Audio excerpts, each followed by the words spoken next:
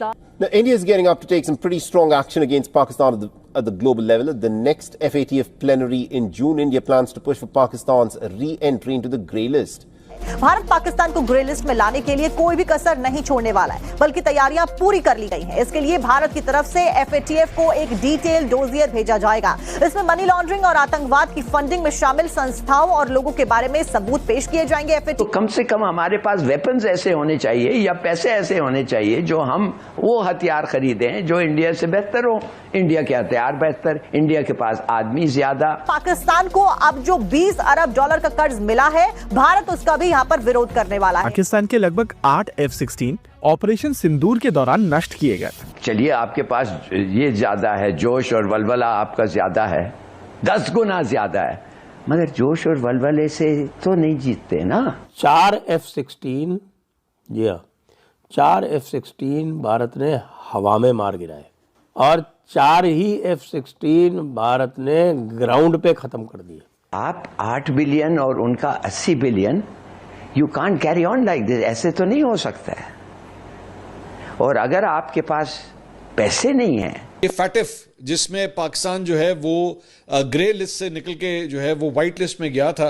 अभी हुआ ये है कि IMF ने हमारे जो स्क्रूज है ना वो टाइट करके रखता है वो हर वक्त। वो एक डोजियर तैयार कर रहा है और बताया जा रहा है कि जनाब इसे दोबारा ग्रे लिस्ट में शामिल करने के लिए भारत जो है वो केस बना। जय हिंद दोस्तों, भारत ने पाकिस्तान की सारी फंडिंग बंद करवाने का फैसला कर लिया है और अब पाकिस्तानी एक बार फिर से 1-1 रुपए के लिए मोहताज होंगे।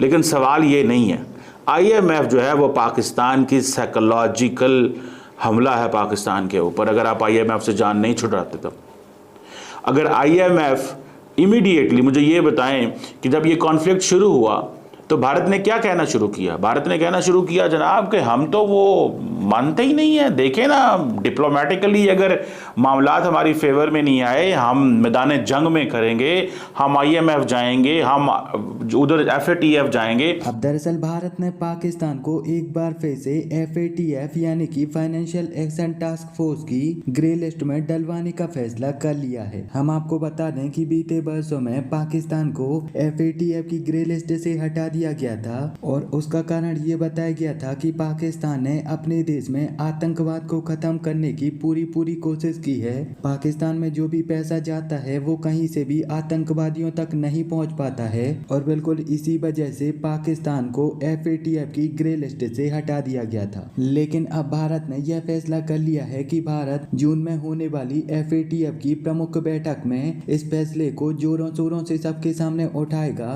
और सभी सदस्य देशों को पाकिस्तान के कारनामों को उजागर करके यह दिखाएगा कि पाकिस्तान हम सबको केवल और केवल उल्लू बना रहा है और पाकिस्तानी गवर्नमेंट आतंकवादियों के साथ मिलकर उनको फंडिंग करके दुनिया भर में आतंकवाद फैला रही है। भारत यह चाहता है कि पाकिस्तान को एक बार फिर से FATF की ग्रे लिस्ट में डाल दिया जाए, जिससे पाकिस्तान को दुनिया भर के देशों से प्रत्यक्ष अप्रत्यक्ष तौर पर जो भी फंडिंग आती है तो यह सारी फंडिंग खत्म कर दी जाएगी और जिसकी वजह से पाकिस्तान आतंकवादियों का समर्थन नहीं कर पाएगा और इसकी वजह से ना ही आतंकवादी दुनिया भर में और खास करके भारत में आतंकवाद फैला पाएंगे और ना ही मासूम लोगों की जान जाएगी। घबराया हुआ है वो बता देता हूँ कि अब ये पता चल गया है 4 F-16, जी हाँ, 4 F-16 भारत ने हवा में मार गिराए और 4 ही F-16 भारत ने ग्राउंड पे खत्म कर दिए।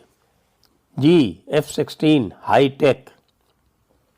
बात तो J-10 की भी हो रही है जिसको वो दूसरा हाईटेक मानते हैं, लेकिन J-10 का अभी कन्फर्मेशन हुआ नहीं है, इसलिए अभी भारतीय एयरफोर्स उसे बता नहीं रही है। बात तो 2 JF-17 की भी चल रही है।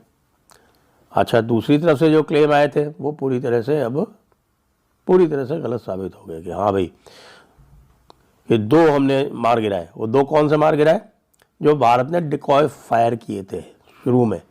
वो डिकॉय इसलिए फायर किए थे कि वो डिकॉय से उनकी एयर डिफेंस सिस्टम जो है वो ओपन अप हो जाए और एयर डिफेंस सिस्टम ओपन होने से भारत जो है उनके कोऑर्डिनेट्स वगैरह फटाफट पता कर ले।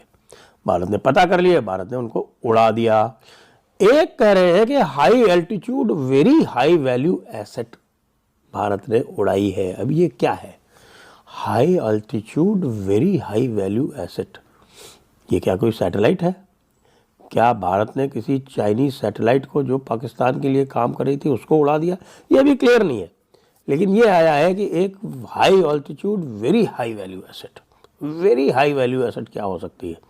आप मिसाइल को वेरी हाई वैल्यू नहीं बोल रहे, आप एयरक्राफ्ट्स को वेरी हाई वैल्यू नहीं बोल रहे, आप कौन सी ऐसी चीज़ है जिसको आप कह रहे हैं high altitude very high value asset? ये डिकोड आप भी हमारे लिए करें, हम भी डिकोड करने का प्रयास कर रहे हैं। अच्छा साहब, शाहीन का तो सबको पता चल ही गया कि दो शाहीन इन्होंने छोड़ी थी, और दोनों की दोनों जो है वो इंटरसेप्ट कर ली गई। अब बेचारी शाहीन का क्या होगा? यही शाहीन जो है वो इनके न्यूक्लियर आर्सेनल लेके आएगी, या तो शाहीन लेके आएगी या फिर आपकी बाबर क्रूज मिसाइल है इनकी। बाबर क्रूज मिसाइल सब सोनिक है, सब सोनिक। तो जब ये आपके 14-15 मैक वाली शाहीन जो है वो इंटरसेप्ट हो गई, तो बेचारी बाबर क्रूज मिसाइल का क्या होगा? एक और बात पता चली कि भाई 10 तारीख को जो इनकी पिटाई हुई है उसका एक मुख्य कारण ये था कि 9 तारीख को हमारी S-400 ने इनके जो एयरबॉर्न अर्ली वार्निंग प्लेन्स थे, एक प्लेन था जो काहूटा में उड़ रहा था। काहूटा जो है वो पेशावर के थोड़ा सा आप समझिए कि पीछे ही मान लीजिए उसको, या पेशावर की लाइन में है। उसका आदमपुर जो S-400 का बेस है वहाँ से उसकी दूरी लगभग 500 किलोमीटर है। लेकिन आप देखिए कि वहाँ से भारत ने इसको अटेम्प्ट किया कि 500 किलोमीटर है तो क्या है, चलो इसको अटेम्प्ट करके देखते हैं। लेकिन आपको पता है कि S-400 की जो है N40-16E जो मिसाइल है उसकी रेंज 400 किलोमीटर तक है, तो वो 493 किलोमीटर पर उसको इंटरसेप्ट तो नहीं कर पाई।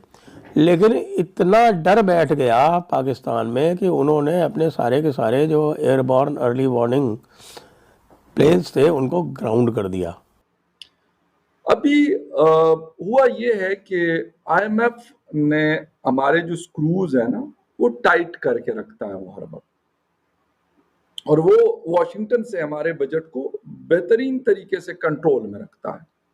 भाई क्या चीजें इन होंगी, क्या आउट होंगी, कौन सा टैक्स लगेगा, कौन सा टैक्स हटेगा या नहीं हटेगा, हटने वाली बात तो नहीं होती, लेकिन मजीद कौन सा लग सकता है वो फैसला IMF करता है।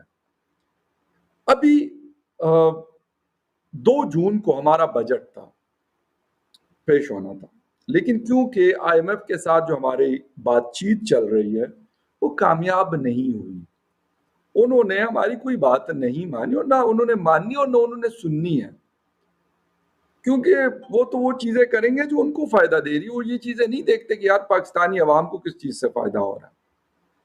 हमारे यहाँ हर चीज में अगर आप कहते हो कि जी हुकूमत बिजली सस्ती करे, कहते क्या करें, हम तो दिल पे बड़ा पत्थर रख के हमने इतनी बिजली महंगी की 70 रुपए यूनिट, वरना हमारा बस चले तो हम 10 रुपए यूनिट में दें। ओ भाई, तो ये 10 रुपए यूनिट तो थी, इसको लेके कौन गया है? ये जो दावे करते हैं कि जी 30 साल की जो कमतरीन सतह, 3 डिकेड्स की कमतरीन सतह पे जी इन्फ्लेशन, लेकिन हकीकत बिल्कुल इसके ऑपोजिट है।